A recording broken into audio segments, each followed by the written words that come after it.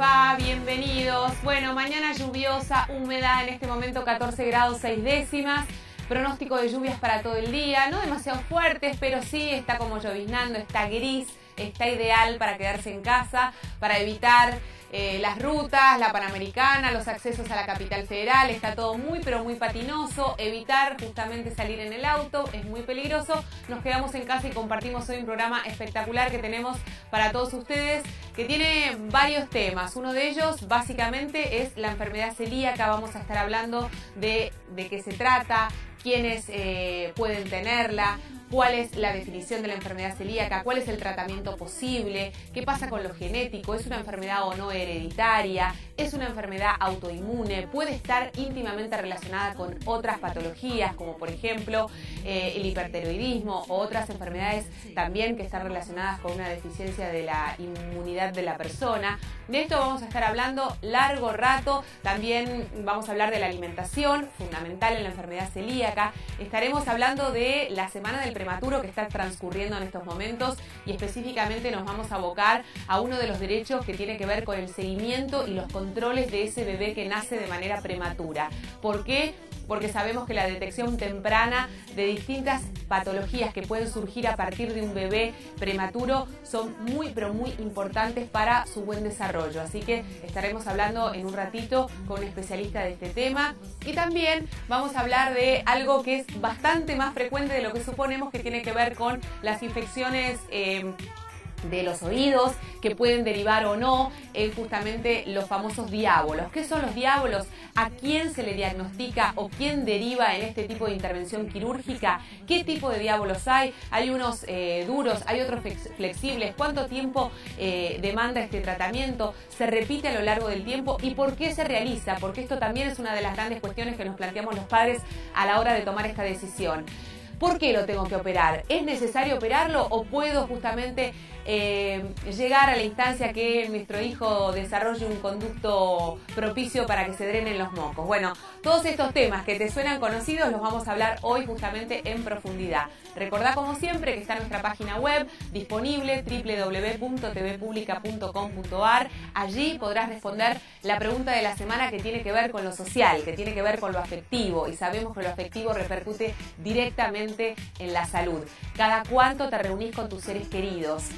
Hay distintas opciones y obviamente el día viernes estaremos revisando cuáles son los resultados y a partir de allí esto será un disparador para conversar acerca del tema, por qué es importante estar cerca, y decimos que siempre lo psicológico, lo afectivo hace mella en lo orgánico, en lo biológico, así que en un ratito también estaremos recordándote cuáles son las maneras que tenés para acceder a esta encuesta.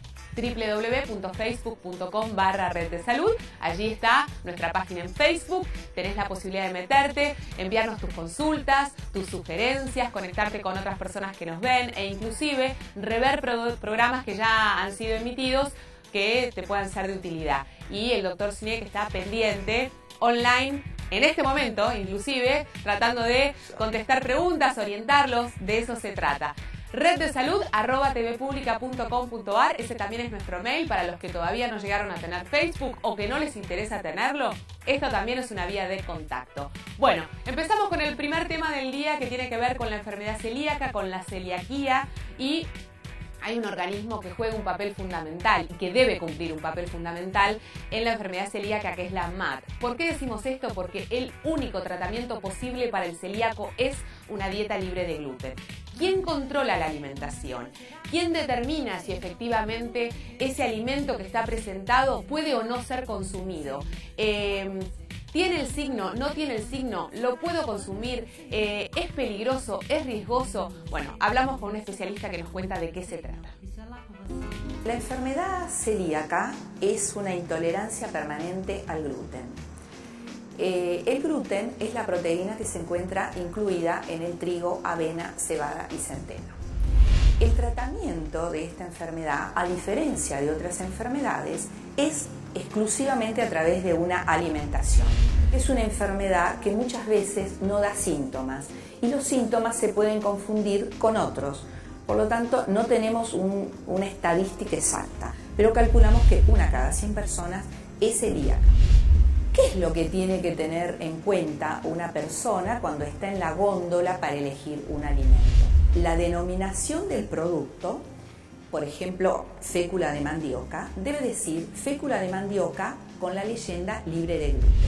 Segunda observación, cerca de la denominación debe decir sin TAC, sin trigo, avena, cebada y centeno. Tercera observación que tienen que hacer en el rótulo es que se encuentre el logo, que es un círculo rojo que lleva la leyenda sin TAC y tiene espigas en amarillo. Según el tipo de fondo que tengan los productos, el logo que se utiliza puede ser en blanco y negro. Además, la ANMAT en su página web www.almat.gov.ar, en el sector de comunidad y en el sector de alimentos, tiene el listado oficial de alimentos libres de gluten. Bueno, y esto es fundamental porque nosotros no nos podemos guiar por lo que otra persona nos indica. Si esto no está certificado y no tiene el logo, y no solamente eso, muchas veces se puede figurar la sigla libre de gluten y si no está dentro de ese listado que está controlado justamente por el ANMAT, es muy peligroso consumirlo.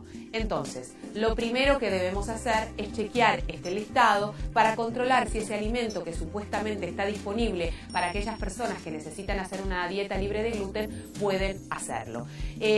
Hablamos ahora y vamos a repasar justamente con la licenciada de nutrición Jimena Arauz y nos explica cómo encarar, cómo encaminar. Ay, antes me tenía que ir con Sergio, perdón. Me hacen así, ¿viste? Te tratan así, ¡tac! Y uno reacciona automáticamente. ¿Cómo te va, Sergio? Buen día, ¿cómo estás? Bien, y vos estaba tan concentrada, como ustedes saben, soy celíaca, entonces de alguna manera esto uno le pone como una energía especial, y no porque tenga que ver con algo narcisista, sino porque entiendo que la enfermedad celíaca, y siempre lo recalcamos, básicamente no está siendo detectada muy pero prontamente. yo te pregunto algo, vos sos celíaca, ¿te sentís enferma? Para nada. Ok, entonces por eso se habla hoy que la enfermedad celíaca no es en realidad una enfermedad, si uno cumple la dieta es un estilo de vida, nada más. Está bien, lo cierto es, para que esto no se confunda y que no sea una elección, sentirse o no sentirse enferma, que si vos no haces la dieta, esto puede generar daños enormes e irreversibles en el organismo. Sí, claro. Entonces también esto es importante porque siempre está dando vuelta aquel te dice, cómete algo, ¿qué te va a hacer? Una vez como si no fuera, pasa nada. Como si fuera que en el caso cuando uno hace dieta para bajar de peso, un permitido. En este caso no hay permitidos. No hay permitidos uno posibles. Cumple la dieta estrictamente, no está enfermo. Totalmente. Bueno, y en un ratito también vamos a hablar con Sergio porque me importa y mucho. Sabemos que existe hoy en la Argentina la posibilidad de hacer un estudio genético que es muy sencillo, que es a través de un estudio de sangre, que puede darnos un escenario posible, pero quiero que vos lo aclares. Claro, el famoso DQ2 y DQ8, que eso es un estudio genético, no es un estudio tan sencillo a nivel tecnológico para ser, es sencillo para uno que lo único que hace es sacarse sangre, y lo que nos dice este estudio es qué posibilidades hay que uno sea celíaco, o sea, para los que son DQ2 o DQ8 positivos, pueden llegar a desarrollar la enfermedad, pero hay un 5% igualmente que quedan excluidos dentro de esto. No es un factor que sea sine qua non. Sí, lo que me habla es, me pinta un terreno donde yo puedo llegar a desarrollar la enfermedad celíaca. Y lo más importante de esto es que este terreno nos obliga a tomar medidas.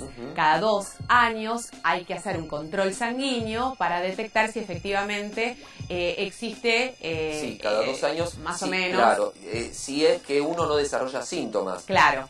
Recordamos que la celiaquía puede desarrollar un montón de síntomas que a veces no se atribuyen a nada. Y muchas veces es un hallazgo cuando uno dice, a ver, no entiendo, ¿qué le pasa a este chico? ¿Qué le pasa a este adulto? ¿Sí? Bueno, a veces el tema es vos siempre contás el tema de tu mamá, ¿no? Cómo descubrieron y cuando ya era adulta. Bueno, en un ratito vamos a estar volviendo sobre esto, pero ahora tenemos tus consultas a través del Facebook, www.facebook.com/red de salud. Bien, nos escribe primero, vamos a responder a Mariela Pose, que nos pregunta ¿qué es esto de las hemorragias en los chicos? ¿Por qué le puede llegar a sangrar la nariz a su hijo? Básicamente, la mayor cantidad de las veces en los chicos, más que nada porque están resfriados, se meten los dedos y se lastiman con las uñas. Esa es la mayor cantidad de las veces. Cuando es siempre de un lado y esto se acompaña de secreción como con pus, hay que buscar que no tenga un objeto externo extraño, que a veces los chicos suelen ponerse algunos objetos extraños en la nariz. Puede ser porque tenga algún vaso más superficial, y esto tiene que ver muchas veces con episodios de alergia y que la mucosa nasal sea como más sensible. Se habla de más pálida, pero eso es una cosa que uno ve cuando lo mira. Sergio, viste que hay chicos que se golpean y que inmediatamente sangran. Ese es la otra causa es un traumatismo, igual que cualquier otra zona del cuerpo, que uno se golpea y se hace un hematoma, sí. Acá como puede salir, la sangre sale. Perfecto. Pero cuando es por un traumatismo, que es importante, uno no tiene por qué preocuparse, no es una cuestión de la nariz en sí. También se le atribuye a temas de parásitos que sangre la nariz en forma repetitiva. Y por último, lo que uno tiene que investigar, si esto se produce muchas veces, es algún problema en la coagulación y hay que hacer algún análisis de sangre. En todo caso, siempre hay que consultar con el pediatra y el pediatra va a ver si hace falta hacer algún estudio o no. Otra consulta. Lucas de Paraná nos dice que pregunta si su hijo de 3 años le puede tocar la cabeza a su bebé recién nacido que tiene 2 meses. Esto es típico, ¿no? No le toques la cabeza al bebé. Es típico. La mollerita. Claro, no le toques porque es muy sensible la cabeza. Eso siempre, pensé que era por la mollerita, no, claro, en general la cabeza. Siempre las abuelas dicen, cuando el bebé va a acariciar la cabeza, no le acaricies, que eso puede dañarse. Hablemos desde el sentido común sin que uno sea médico. Pensemos solamente que si el bebé tiene que atravesar el canal de parto, para eso los huesos de la cabeza cabalgan unos sobre otros, se deforma toda la cabeza, nace toda deformada y se acomoda en los días siguientes. ¿Qué mal le va a hacer que venga el hermano y le acaricie la cabeza? No es tan frágil. Lo que sí es peor es que cuando uno le diga al hermano no le toque la cabeza, vaya y se la parta de un El tema patazo, es cómo le acaricia, ¿no? la cabeza y en qué condiciones, ¿no? Porque vos acabas de dar el puntapié perfecto para pensar. Es el hermano justamente el que quiere hacer así con el Moisés, el que quiere agarrarlo y de golpe termina de la cabeza con el cuello y el cuello, la nariz y la almohadita porque lo quiere un poquito ahogar. Claro, en el medio. Claro. Pero la pregunta de Lucas es, ¿puede tocar la cabeza? Por ahí a Lucas claro, no pasó eso. Lucas Tenés no que pregunta, saber discriminar. Claro, Lucas no pregunta, ¿puede el hermanito dar vuelta al Moisés? No. No pregunta eso. Sí se puede tocar la cabeza, se puede acariciar, le puede demostrar cariño, ningún problema, no es tan frágil la cabeza. Bueno, tus consultas a través del Facebook, recordá que también tenés la opción de nuestro mail, reddesalud@tvpublica.com.ar. Volvemos a la enfermedad celíaca. Ahora vamos a repasar justamente la definición, por qué es importante una detección temprana y precoz. Esto nos da una posibilidad, un tratamiento lo más rápido posible y hace que esta persona pueda tener una mejor calidad de vida. Escuchamos atentamente. La celiaquía es una enfermedad crónica provocada por la intolerancia al gluten, que contiene el trigo, la avena, la cebada y el centeno. Más de 500.000 personas en la Argentina padecen esta enfermedad y tienen un gasto fijo muy alto en alimentos libres de gluten. Desde el Ministerio estamos trabajando para fomentar el diagnóstico de la enfermedad y sobre todo el diagnóstico a tiempo. Hay mucha gente que es celíaca y no lo sabe. Es menos frecuente el diagnóstico en los adultos.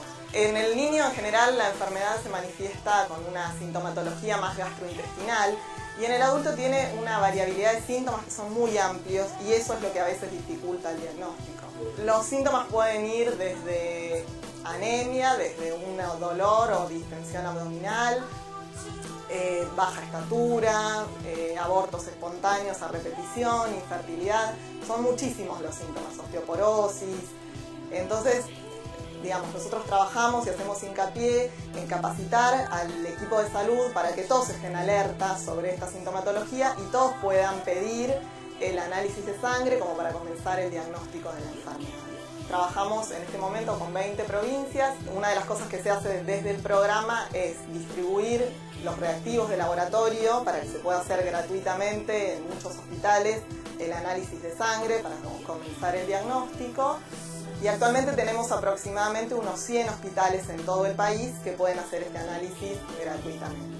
Son muchas las enfermedades o las manifestaciones que pueden dar un indicio de enfermedad celíaca. Hay manifestaciones que son dermatológicas, ginecológicas, entonces la idea es que cualquier médico de cualquier especialidad pueda distinguir este síntoma y pueda hacer el pedido del análisis.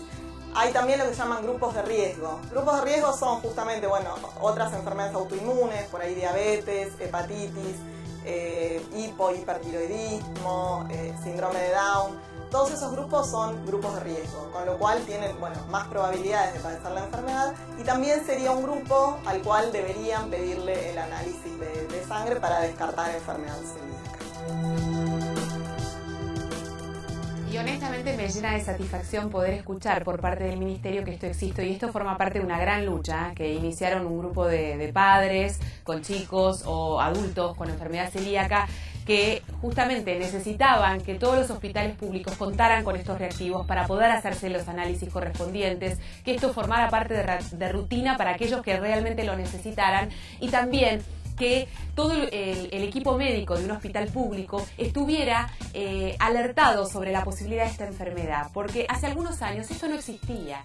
Uno iba y le diagnosticaban colon irritable y le diagnosticaban, bueno, uno está estresado, tiene problemas en la piel, tiene debilitamiento del cabello, de las uñas, y circulaba esta persona con un cierto malestar no definido largos años, con un deterioro notorio de su justamente organismo. Entonces, realmente esto que parece una obviedad no lo es, y es muy importante. Igualmente, el diagnóstico final de enfermedad celíaca está dada por la biopsia de vellosidades coriónicas. Estos análisis de sangre me dicen finalmente a quién voy a tener que biopsiar o no biopsiar.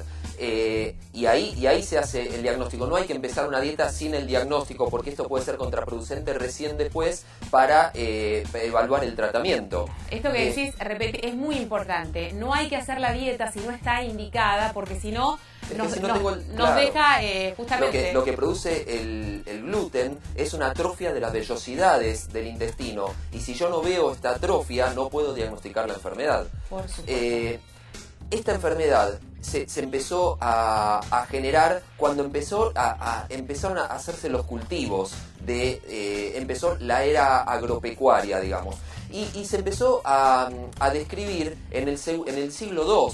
La describió un médico coetáneo de Galeno, del famoso Galeno, que lo que vio es que algunos enfermos tenían problemas intestinales y los llamó colíacos, que quiere decir en griego problema intestinal, y de ahí viene la enfermedad celíaca. Y aparte de esto está íntimamente relacionado con el tipo de alimentación que tenemos. De hecho, en Asia hay muy poca gente que tiene la enfermedad celíaca, sino esto tiene más bien una condición absolutamente europea, que nace en Europa, y a partir de la cantidad de inmigración que recibe la Argentina empezamos a detectar ya con esta generación o la anterior la presencia de esta enfermedad en las distintas personas. Lo cierto es que esto va en aumento. Por eso es que insistimos sobre la importancia de la detección temprana, porque esto es fundamental para un buen desarrollo de los chicos, ni que hablar. Hablábamos de la baja estatura y del bajo peso como uno de los condicionantes fundamentales en los chicos, y también en el bienestar de los adultos. Hacemos pausa. En un ratito vamos a estar hablando de la dieta, que sabemos que es el único tratamiento posible para la enfermedad celíaca, con una capa que sabe de esto más que nadie, así que es la licenciada Andrea González. Y también estaremos repasando los derechos del prematuro con otro capo, pues no lo vamos a menospreciar, y vamos a hablar justamente del seguimiento, que es uno de los derechos. Ya venimos, no se vayan.